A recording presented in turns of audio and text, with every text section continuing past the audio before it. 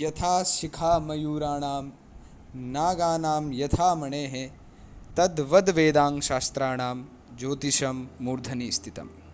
नमस्कार, प्रणाम, सभी को प्रणाम। आपका एक बार बहुत बहुत स्वागत है आपके ही अपने चैनल द एस्ट्रो वार्ता में।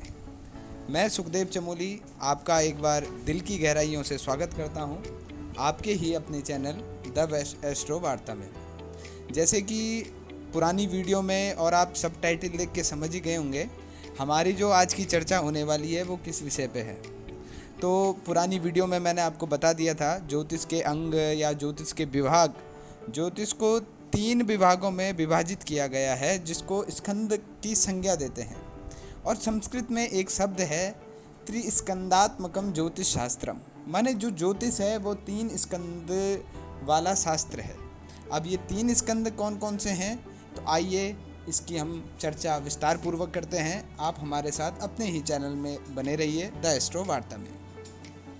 अब देखिए, आप जो ज्योतिष है उसके 2-3 विभाग हैं। पहला विभाग का नाम है सिद्धांत, दूसरे का नाम है होरा और तीसरे का नाम है संहिता। तो ज्योतिष में जो पहला विभाग हुआ सिद्धांत, अब हम देखेंगे कि सिद्धांत में कौन कौन से विषय आते हैं, होरा में कौन कौन से विषय आएंगे और संहिता में कौन कौन से विषय आएंगे। तो सबसे पहले सिद्धांत के विषय में चर्चा करेंगे। सिद्धांत माने गणितीय पोर्शन, जो भी कैलकुलेशन है, मैथमेटिक कैलकुलेशन हुई। और वो कैलकुलेशन किसकी है? ब्रह्मांडीय कैलकुलेशन होती है, जो आपके ब्रह्मांड की है, खगोल की है, गोल विज्ञान की जो कैलकुलेशन है। एस्ट्रोनॉमी जो शास्त्र है, विज्ञान है, साइंस है, एस्ट्रोनॉमी विज्ञान है जो, वो ही आपका सिद्धांत में आएगा। अर्थात वो गणितीय कैलकुलेशन, मैथमेटिक कैलकुलेशन, वो आपका सिद्धांत में आएगा। अब जैसा कि आप समझ ही गए हैं, ज्योतिष को 3 भागों में बांटा गया है। इसमें मुख्य बात यह है कि पुनः ज्योतिष के 2 विभाग किए गए हैं। एक, अब देखिए, ज्योतिष को फिर से 2 भागों में 2 उसके विभाग कर दिए। उन्होंने कहा भाई सिद्धांत संहिता होरा मत बोलिए, आप बोलिए फलित और गणित। अब फलित का मतलब क्या होता है? फलित का मतलब होता है जिसमें सारे के सारे फलादेश से संबंधित, फलित माने फलादेश, उसमें फलादेश, फल कथन, किसी विषय पे, किसी विषय पे चर्चा करना, उस विषय पे बताना, वही आपका फलित हो जाता है। भूत भविष्य आदि वर्तमान विषय पे किसी माने उसका फल कथन करना ही फलित है। और गणित, जो भूत भविष्य आदि विषय हैं उनकी जो कैलकुलेशन है वो गणित है। अब गणित का मैंने आपको सीधा सीधा नाम बताया, गणित माने सिद्धांत। अब देखिए, जैसा कि लिखा हुआ है, खगोल विज्ञान, एस्ट्रोनॉमी और गणितीय गणनाओं, मैथमेटिकल कैलकुलेशन पर आधारित है। क्या है गणित? खगोलीय विज्ञान है, एस्ट्रोनॉमी है और गणितीय कैलकुलेशन है, वही गणित है। और फलित के विषय में बताते हैं। अब पुनः फलित के भी 3 भेद कर दिए हैं, माने फलित को उन्होंने 3 बराबर भागों में बांट दिया है। पहले भाग का नाम है संहिता, दूसरे भाग का नाम है होरा और तीसरे का नाम है प्रश्न। अब संहिता में क्या आता है, होरा में क्या आता है और प्रश्न में क्या आता है, ये 3 के 3 जो हैं फल कथन हैं, फलादेश हैं, माने इसमें किसी विषय वस्तु पे, किसी विषय वस्तु की विवेचना है। अब संहिता क्या होती है, होरा क्या होता है, प्रश्न क्या होता है, इनकी भी अब विस्तार पूर्वक चर्चा करते हैं। अब इतना तो आप समझ ही गए हैं कि सिद्धांत किसको कहते हैं। सिद्धांत का दूसरा नाम है गणित। गणित में क्या क्या आया? सारी की सारी कैलकुलेशंस आ गई। कहाँ की कैलकुलेशन? खगोलीय कैलकुलेशन, ब्रह्म की कैलकुलेशन, ब्रह्मांड की कैलकुलेशन, एस्ट्रोनॉमी जो है वो सब कुछ गणित में आ गया, सिद्धांत में आ गया। और फलित को भी 3 बराबर भागों में बांटा गया, संहिता, होरा और प्रश्न। अब देखते हैं संहिता में क्या आया, होरा में क्या आया और प्रश्न में क्या आया। इन सब विषय पे चर्चा, इन सब विषय के विषय में बताना। और फलित जो है, देखिए, मैं तो इतना कहूँगा कि ये गणित और फलित एक दूसरे के पूरक हैं। एक के बिना दूसरा निरर्थक है और दूसरे के बिना पहला निरर्थक है।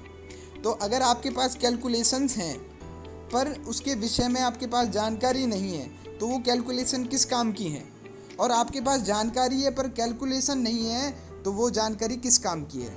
अब आइए आपको हम फलित के विषय में बताते हैं। तो फलित का जो पहला टॉपिक है वो है संहिता।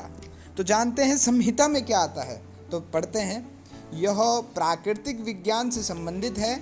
इसको इंग्लिश की भाषा में मुंडेन एस्ट्रोलॉजी के नाम से जाना जाता है, वेस्टर्न नॉलेज के तौर पे, जिसमें प्राकृतिक घटनाओं के क्रियाक्रम, भूकंप का आना, बाढ़ आना, वर्षा का आना, कृषि, सत्ता, बाजार, शेयर मार्केट आदि विषयों पर चर्चा की जाती है। अब संहिता में किस प्रकार का फल कथन होता है? संहिता में होता है कि भाई इस समय प्राकृतिक घटनाएं क्या हुई, जैसे भूकंप का आना, बाढ़ का आना, सूखा, कई बार सूखा हो जाता है, वर्षा का ना होना, वर्षा का होना, अत्यधिक वर्षा का होना, कृषि, भूमि में इस समय उपज कैसी होगी, अच्छी होगी, हरी होगी, क्या होगी, पैदावार किस प्रकार की होगी, है ना। और सत्तात्मक जो क्रियाकलाप है, सत्तात्मक फलादेश है, इस समय सरकार किसकी बनेगी, किसकी बिगड़ेगी, कौन सत्ता में जाएगा, कौन किसकी सत्ता, किसकी कुर्सी छीनेगी, कौन कितने समय तक रहेगा। तो इस प्रकार का जो कथन है वो संहिता में है। शेयर मार्केट माने जीडीपी कितनी बढ़ी, कितनी घटी, बाजार के तोल मोल किस प्रकार से हैं, शेयर बढ़े घटे, बाजार के विषय में जो भी घटनाएं हैं वो सारी संहिता में आती है। उसका जो फलादेश है वो संहिता के अंतर्गत आया। अब दूसरा है होरा। अब ये होरा क्या है? यह जातक जन्मकालीन ग्रहों की स्थिति के फलादेश पर आधारित है, अर्थात जातक आदि फलादेश की विवेचना। मतलब अब ये होरा क्या है? देखिए, संस्कृत के एक बहुत प्रसिद्ध शब्द से निकला हुआ है, अहोरात्र शब्द से। अहोरात्र का मतलब होता है दिन और रात, माने जो 24 घंटे का समय है, दिन और रात का समय है, वो ही अहोरात्र है। अब उसका और त्र हटा करके एक शब्द निकलता है होरा। तो होरा बहुत ही बड़ा और वैज्ञानिक शब्द है, जिसकी शायद विवेचना करने में मैं भी समर्थ नहीं हूँ। और होरा का मतलब होता है एक समय, घंटा, 60 मिनट का एक होरा होता है, अर्थात समय, आवर। तो बोलते हैं जब आपका समय आपके अनुकूल है तो आप रंक से राजा बन जाते हैं, और जब समय प्रतिकूल है तो राजा से रंक बन जाते हैं। तो इसीलिए इस समय आप समय का मूल्य कभी नहीं चुका सकते, परंतु यदि आपका कार्य समय पर है तो आप जल्दी ही निश्चित ही मूल्यवान बन सकते हैं। तो ये जो होरा कथन है, समय का, प्रत्येक समय का विभाजन है। कोई, जैसे कईयों के मन में शंकाएं होती हैं, कोई जन्म से संबंधित, जातक माने जो जिसका जन्म हुआ उसके विषय में फलादेश, उसके विषय में कथन होना, वही होरा है। जैसे उदाहरण के लिए हमारे मन में बहुत शंकाएं हैं कि हमारा जन्म हुआ, हम क्या करेंगे, कैसा रहेगा, आगे का भूत हमारा कैसा था, वर्तमान कैसा रहेगा, भविष्य कैसा रहेगा, हमें क्या पढ़ना चाहिए, क्या नहीं पढ़ना चाहिए, क्या करना चाहिए, क्या नहीं करना चाहिए, कौन से प्रोफेशन में हमें जाना चाहिए, कैसा हमारा मकान कब बनेगा, गाड़ी कब बनेगी, या फिर इस प्रकार की बहुत सारे, मतलब इस प्रकार की जो प्रश्नें होती हैं जातक से संबंधित, वो सब होरा के अंतर्गत आती हैं। तो होरा में आप इस प्रकार की चर्चाएं करते हैं। जो भी जातक से संबंधित, जातक माने व्यक्ति विशेष से संबंधित, चाहे स्त्री हो चाहे पुरुष हो, उनसे संबंधित फल कथन को आप होरा कहते हैं। अब आइए, जो तीसरा फलादेश का जो तीसरा स्टेप है वो है प्रश्न। प्रश्न में इसमें क्या है? इसमें किसी प्रश्नकर्ता के द्वारा किसी समस्या के समाधान हेतु ज्योतिषी के सामने निश्चित समय पर पूछे गए प्रश्न से संबंधित है। अर्थात अब ये प्रश्न क्या है? प्रश्न है कि कोई निश्चित समय पे निश्चित प्रश्न पूछा गया और निश्चित फल कथन को ही प्रश्न कहते हैं। अब ये निश्चित क्या हुआ? एक मतलब आपने एक समय काल पे, यानी 12:01 पे आपने एक क्वेश्चन पूछा, तो आपका जो फलादेश होगा वो 12:01 का होगा। इसमें किस प्रकार के क्वेश्चन आते हैं? जैसे खोया पाया, इस प्रकार के प्रश्न आएंगे।